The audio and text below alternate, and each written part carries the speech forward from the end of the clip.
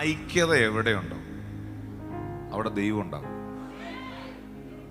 അപ്പം ഐക്യത ഉണ്ടാകാനുള്ള ഒന്നാമത്തെ തത്വമാണ് സ്നേഹം. ഹല്ലേലൂയ. സ്നേഹമുള്ളിടത്ത് ഐക്യത ഉണ്ടാകും. അങ്ങനല്ലേ ബൈബിൾ എഴുതിയിരിക്കുന്നത്?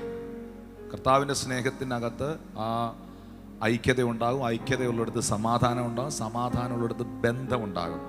ആ ബന്ധം സമാധാന ബന്ധത്തിൽ കാക്കാൻ ശ്രമിക്കുവിൻ. കൊലോസ്യ സഭയ്ക്ക് ലേഖനം എഴുതുമ്പോൾ പൗലോസ് പറഞ്ഞാണ് സമാധാന ബന്ധത്തിൽ കാക്കുവാൻ ശ്രമിക്കുവിൻ.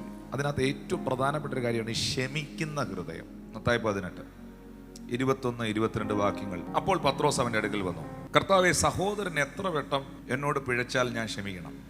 7 വട്ടം മതിയോ എന്ന് ചോദിച്ചു. അടുത്ത വാക്യം 22-ാം വാക്യം.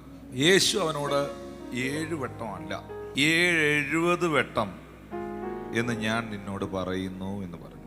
ഇതൊരു നമ്പറിനെ കുറിച്ചല്ല യേശു പറയുന്നത്, ഇതൊരു ആറ്റിറ്റ്യൂഡിനെ കുറിച്ചാണ്.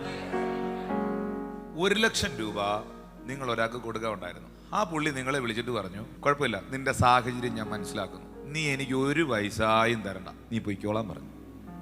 അപ്പൊ ഇത് 1,00,000 രൂപ ഇളച്ച് കിട്ടിയ ഇവന് വേറൊരാൾ ഒരു 5,000 രൂപ കൊടുക്കാൻ ഉണ്ടായിരുന്നു. അവന് വഴി വെച്ച് കണ്ടു, എറാണ്ട് കാശ് എന്ന് പറഞ്ഞ കൊങ്ങായിക്ക് കയറി പിടിച്ചു. അപ്പൊ ആ വ്യക്തിയോട് ദൈവം ചോദിക്കുന്നു, നിന്റെ 1,00,000 ഞാൻ ഇളച്ചു തന്നില്ലേ, നിനക്കവന്റെ 5,000 ക്ഷമിച്ചൂടെ? അത് കണക്കല്ല, അതൊരു മനോഭാവമാണ്.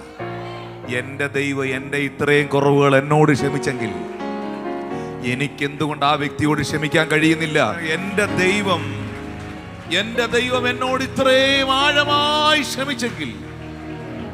കാരണം ഇത് യേശു പഠിപ്പിച്ച ഒരു വാക്കാണ്. ഞങ്ങളുടെ കടക്കാരോട് ഞങ്ങൾ ക്ഷമിച്ചിരിക്കുന്നത് പോലെ ഞങ്ങളുടെ കടങ്ങളും ഞങ്ങളോട് ക്ഷമിക്കണം.